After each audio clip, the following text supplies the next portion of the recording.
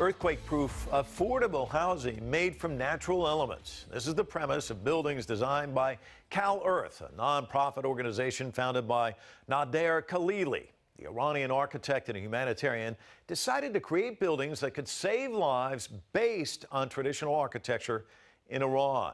Khalili spent much of his life teaching this new form of architecture to volunteers and organizations determined to provide adequate shelter as quickly as possible to survivors of natural disasters. But these structures have also proven to save lives. After the 7.6 magnitude earthquake in Nepal earlier this year, an orphanage in the Kathmandu Valley that was built from CalEarth's designs remained intact. In fact, over 40 CalEarth domes that were built in 2006 for the Pegasus Children's Project in Nepal withstood the disaster, saving the lives of over 90 children and their caretakers.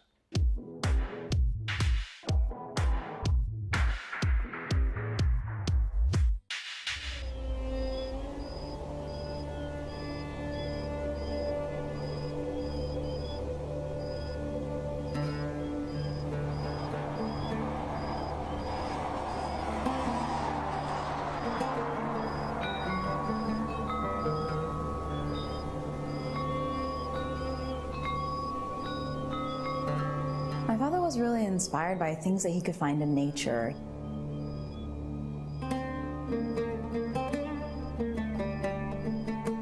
He was always talking about the universal principles, earth, water, air, and fire, and how these elements work together. For him, it was beyond just building. It was something about sort of a building and a philosophy put together that if by you really trying to understand the natural elements and work with them instead of against them, you can really create things that are beautiful and functional and that they're sustainable and they'll last.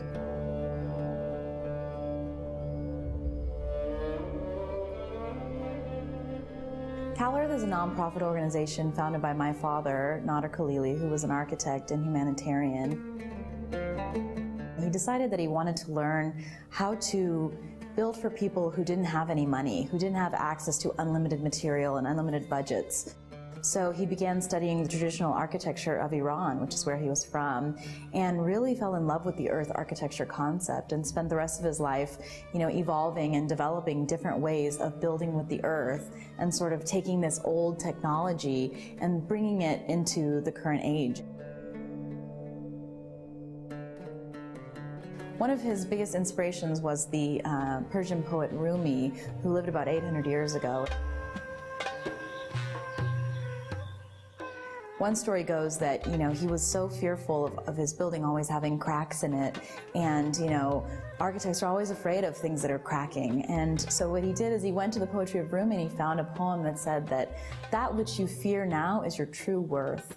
And he took that and he sort of thought about it and he said, well, I must be worth a crack then, and he spent some time meditating on it. And then he looked to nature and he saw all these different kinds of animals that their scales, they have cracks in them, like lizards and snakes. And he saw how the crack was built into the design, right? Something in nature that he found. So he started to build the crack in. That's what he would say, that, by covering the buildings with what we call reptiling. It's a small little earthen ball that we cover that you can utilize that not only does it create sun and shade zones, it trickles the water down, but it prevents having a large surface that's totally open face so that you're not worrying constantly about refacing your building all the time.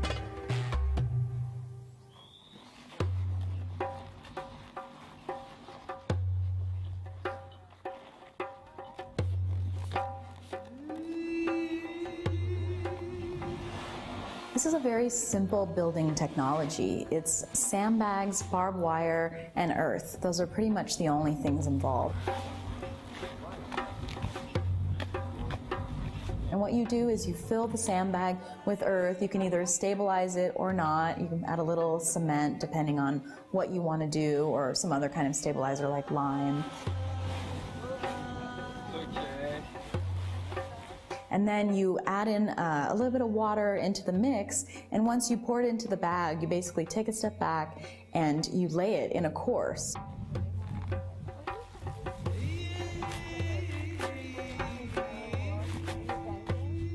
And once it's laid flat and it's in the correct position, then someone will come and tamp it down to compact the material. That's what the strength really comes from, is the compaction. And then between every row, we lay a course of barbed wire. That combination creates an immensely strong structure that's above and beyond all the building requirements.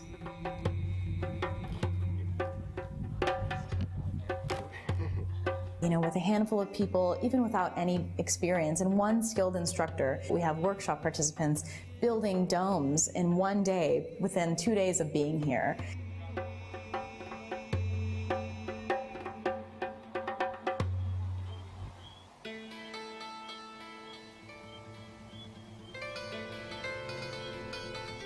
So inside this structure, you can see that there are PVC pipes, and they're being used to bring light into the building as well as bring air and ventilation. There are some in the top for skylights, and again, this is all just recycled material that you can access anywhere. There's a small little bedroom nook in this dome so that you can sleep here. It can be made bigger, of course. It's all very flexible depending on what it is that you need. You can shift and change the style of the building, the size. You can put different kinds of big windows, but if you have no money and no materials, you can just utilize things like PVC pipes and recycled materials like that.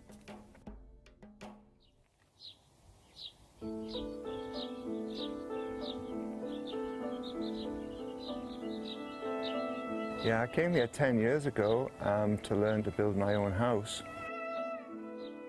and spent 3 years studying with Nada Khalili.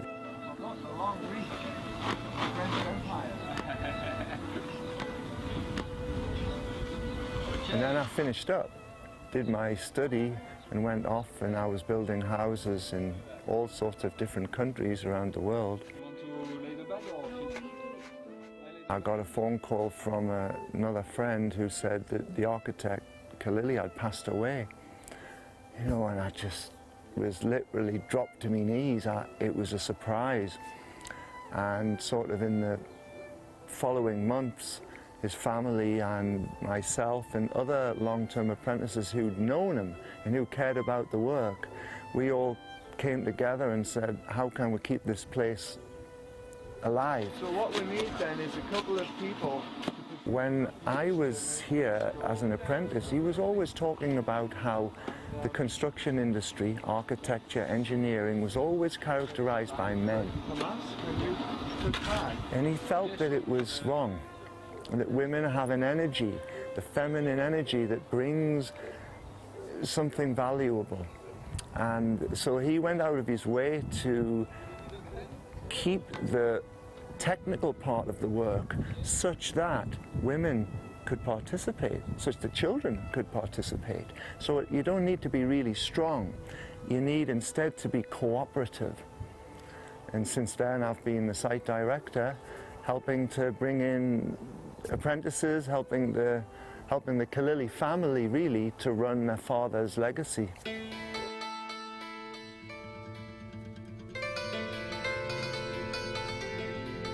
These projects have been done all over the world. In different countries, we've had students go and build in disaster areas. And there's different issues in different parts of the world, different kinds of natural elements.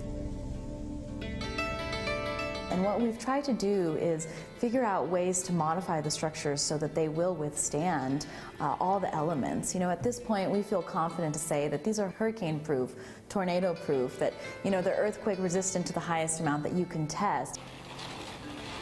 And we've actually had people build in Haiti and other countries and show that these buildings have withstood, you know, after the hurricane has come. For example, somebody built in the Philippines, and we actually saw a picture of the building after a typhoon had come through, and the building was still standing.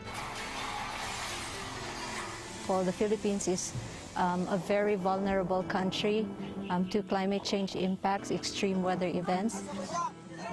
When I saw what CalEarth was doing, I thought it was something that I would like to learn more and see if it is a viable solution to some of our problems with housing and emergency response.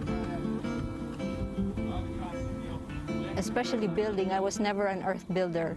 I had no experience at all in architecture or any form of building, and CalEarth taught me so much.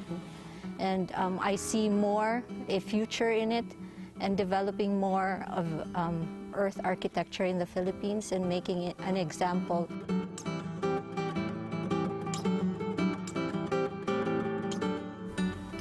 How can we build shelters for people in the world who have no money? Imagine that, we say, okay, we don't have any money, we can't, how are we going to start? So we sat down, we had some money. We bought 10 straw bales, sat around in a circle. That became our classroom. And then I came out and I said, look, the only thing that we can build that doesn't cost any money is to dig a pit.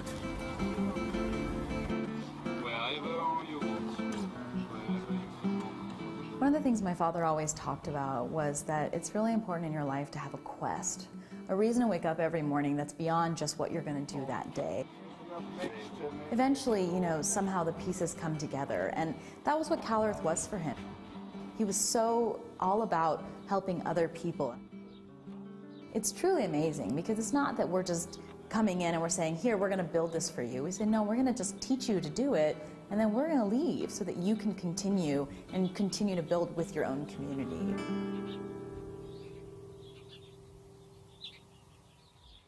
That's it for this week. Join the conversation with us on social media. We are CCTV America on Twitter, Facebook, and YouTube. All of tonight's interviews can be found online at cctv-america.com. And let us know what you'd like us to take full frame next. Email us at fullframe@cctv-america.com. Until then, I'm Mike Walter in Los Angeles. We'll see you next time.